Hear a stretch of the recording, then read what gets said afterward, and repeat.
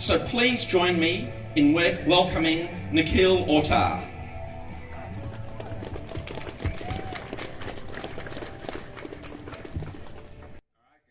So when I started training for this, I was just getting out from chemo. So I got on my bike, exercise bike, and I thought, let's do this. I barely made 5 minutes. After a month or two, I was doing an hour at speed with a bit of resistance too. And I was thinking, okay, this is gonna be easy. But then I hit a real bike, the real roads, and I realized that in real life, there are these things called hills.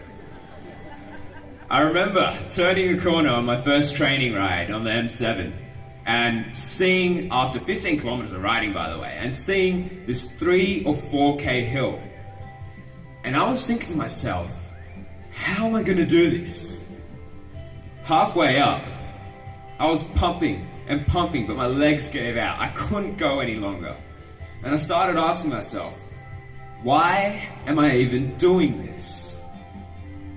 And that's when I thought about those I was doing this for.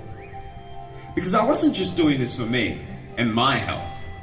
I was doing this for the hundreds or thousands that I've been helping by writing about my whole experience and my journey. I was doing this for the millions diagnosed with cancer every day. And I was doing this for the friends I'd lost to this disease myself. And so by answering that question, I realized I wasn't alone. And it felt as if thousands of legs were pushing me up that hill. But this 200K ride, now that's a whole other beast. I know many of you have your own personal reasons for riding this.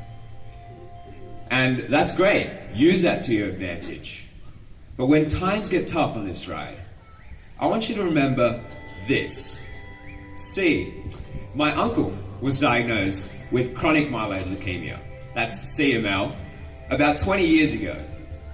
But he was lucky enough to have a bone marrow transplant, a BMT. He suffered through it. I remember him vomiting 15, 20 times a day. He was thin as a stick for months, even years after that. But he survived. And that was all because 20 years before him, a group of researchers has got together and put on the first bone marrow transplant in Australia. 20 years after my uncle, I was diagnosed with acute myeloid leukemia. That's even worse than my uncle's one, and indeed it's a worse leukemia you can get. And yet, I was able to survive it. I got not just one, but 2 BMTs. And though they weren't easy, my symptoms were nowhere near as bad as my uncle's. And my treatment, even after treatment, that was the same.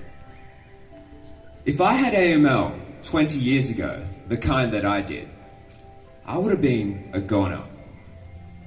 Meanwhile today, what my uncle had, in most cases, it's completely curable without a BMT. See, that's the power of research and good facilities. That's what all of you are riding for. So if you're finding yourself struggling on a long hill, feeling like you have nothing left on that last 10 to 20K stretch, if you find yourself asking yourself, why did I sign up for this? Remember, it's because of rides like this, it's because of people like you, that 20 years from now, we may be able to say that no cancer can't be cured. See, that's why we're all riding today. And I guarantee you, if you remember that, that last stretch will be easy. So, let's do this. Let's ride. Let's conquer cancer, guys. Why do we ride? Because our sweat is nothing compared to their tears.